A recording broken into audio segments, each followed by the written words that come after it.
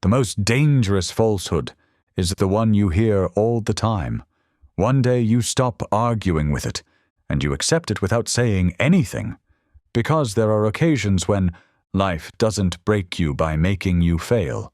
It breaks you down over time by getting you to believe you were never meant to be successful in the first place. Do you know what's scary? People around you don't always insult you loudly. They don't even show that they dislike you. They act like you don't matter. And if that keeps happening, you begin to treat yourself the same way. A person named Ayaan went through this. And then one day, the same office that didn't pay attention to him have to listen. This isn't actually a story about being smart. It's a story about what occurs when someone doesn't say anything for too long, when they do the work, accept the blame, and silently take the disrespect. Until one day, they get to that moment where something inside tells them, "That's enough." Ayaan Malik was his name. He was 24 years old and had just graduated from college, like most others his age. He didn't want anything fancy. He just wanted everything to stay the same. A job that would show his folks back home that he was doing something with his life. He found a job with a Dubai-based business called Northbridge Solutions, an office that looks modern, with high ceilings and glass walls, the kind of place that looks great from the outside. But once you go inside, it doesn't feel the same. The mood is frigid.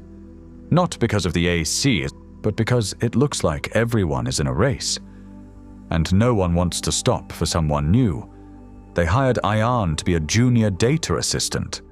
Not a very glamorous job, the kind of job where you have to do a lot of work, but no one knows your name. And to be honest, that was exactly what began to happen. Most mornings, Ayaan came early.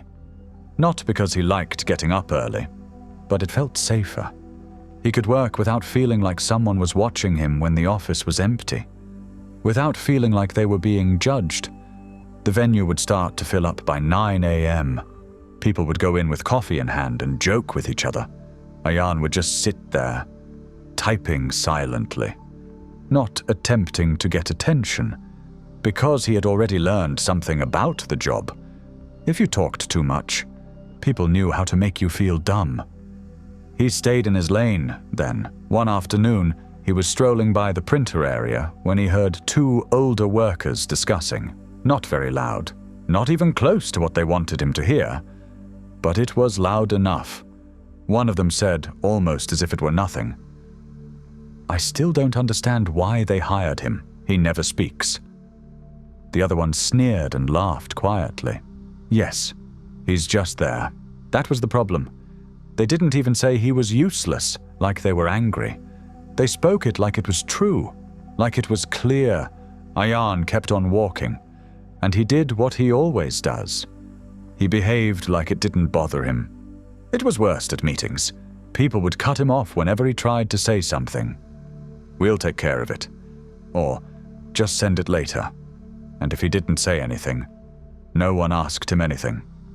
Mr. Kareem, his boss, wasn't unpleasant on purpose.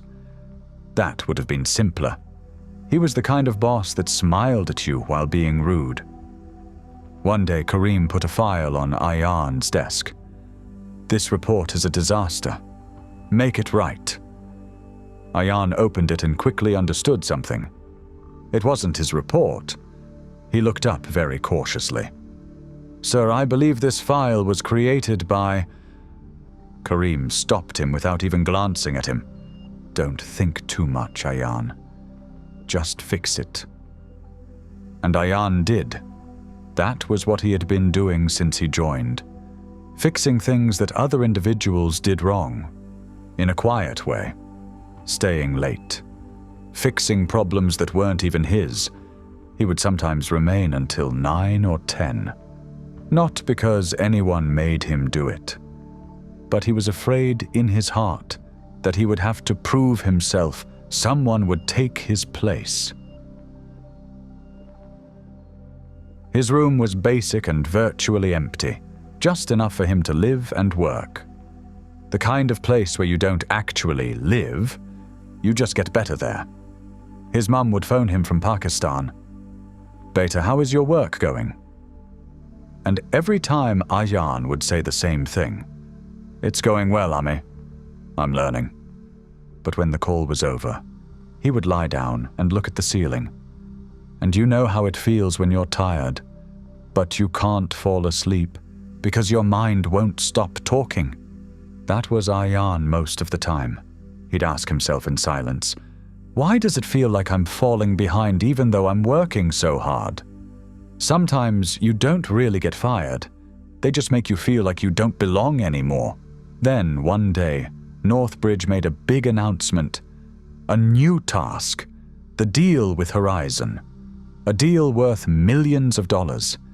And the person who did the most to make it work would be up for a promotion.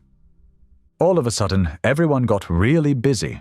People started volunteering for jobs, and even those who typically departed early were staying late. People who never answered emails were suddenly answering in 2 minutes. The whole office moved. Ayaan didn't say anything about it or strive to be different. He kept working, and even more than before, he reviewed datasets, rectified mistakes, made reports, cleaned up numbers, and made slides. The kind of work that seems to be invisible until it's gone. And eventually the project started to look good. Zaid, the senior analyst, even started coming to Ayaan's desk. Not with respect, more like someone who just wants something. Zaid would say, "Hey man, can you take a look at this? I believe you are better at seeing problems." Ayaan would agree and help. And deep down, he began to feel something he hadn't felt in a long time. Not joy, but there is a chance. Maybe this was his big break, the day things went wrong. The day of the last presentation came. The conference room was full of executives. The CEO got online. Everyone looked sharp. Ayaan sat calmly on the side with his notebook. His heart was racing too quickly, because he realized how much work he had done. Then Zaid stepped up with confidence. He opened the slides for the presentation. And in a matter of seconds, Ayaan's stomach dropped. He had made the slides on the screen, including every chart, line, and word. The same things he had penned late at night. Zaid talked clearly, as if it were second nature. Then he said, "I stayed up for days to make sure this project was perfect." Ayaan turned to look at Mr. Kareem. He stayed still, because Kareem would undoubtedly fix it. Kareem would probably say, "Ayaan actually worked on that." Kareem, on the other hand, just sat there. Relax, almost proud. The CEO then smiled. "Good job, Zaid. This is just what we needed." And just like that, Kareem said, "Well done. Zaid will be given the title of Senior Strategy Lead." Everyone in the room clapped. Not loud applause, just polite clapping in the office. People do this to seem helpful. Ayaan stayed still. He didn't say anything. He just sat there silently, seeing someone else take up his task. That's when he figured out something that hurt. It wasn't only that Zaid took his credit, it was that no one even thought about it, because they thought, that moment wasn't for Ayaan. Ayaan went to the toilet after the meeting. He shut himself inside a cubicle, and for the first time in a long time, he let the tears flow.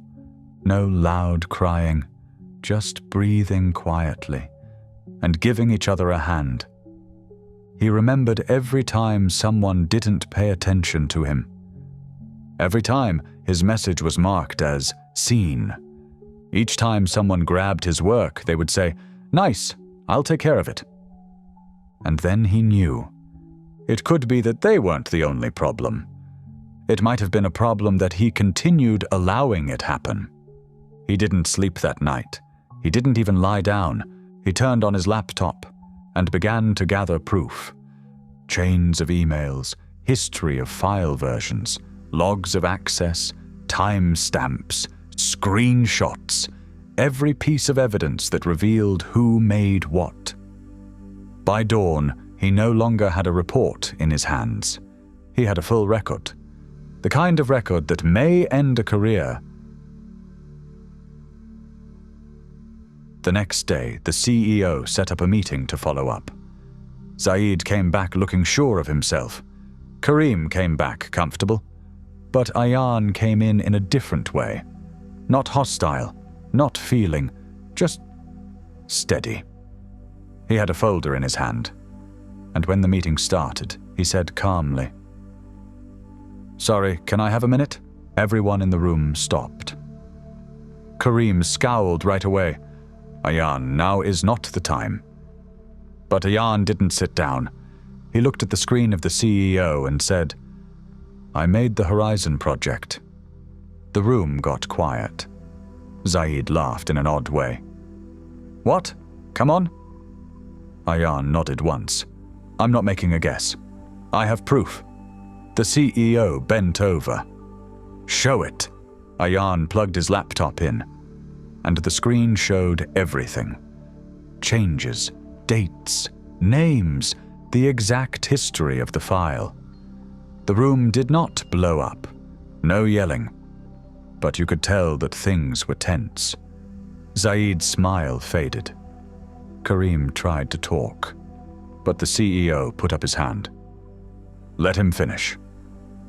Ayaan looked at Zaid and said in a calm voice, "You used my work because you thought I wouldn't say anything."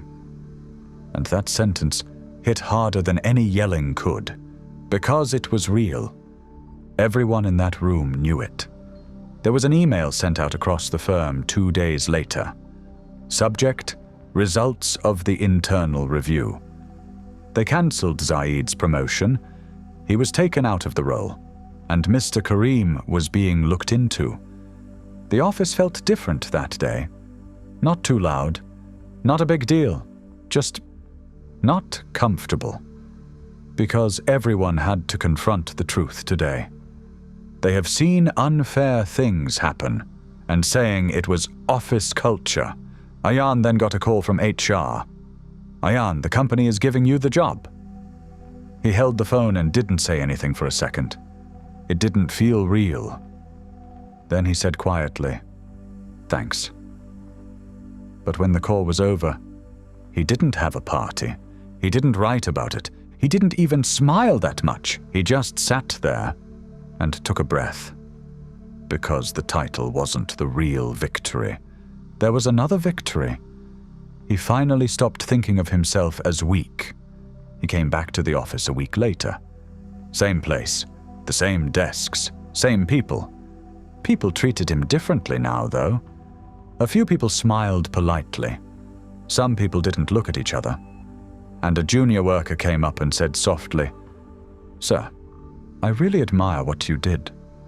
Ayaan smiled a little and said, "I didn't do anything out of the ordinary. I just stopped being quiet." And that's the truth that people don't talk about. You might not be failing all the time. You might just be around a lot of people who gain from your lack of confidence. They don't have to hurt you. They only need you to think you don't matter. Don't let what someone else thinks of you define who you are, because as soon as you accept their labels, you start to shrink without even knowing it. But the day you finally say something, even calmly, even in a professional way, that's the day the world learns something. You were never useless. You were just quiet. And there is a big difference. If this story hit home and made you think about your own problems, then please like the video, subscribe, and leave a comment. Because you never know who could be watching right now and feeling like no one can see you.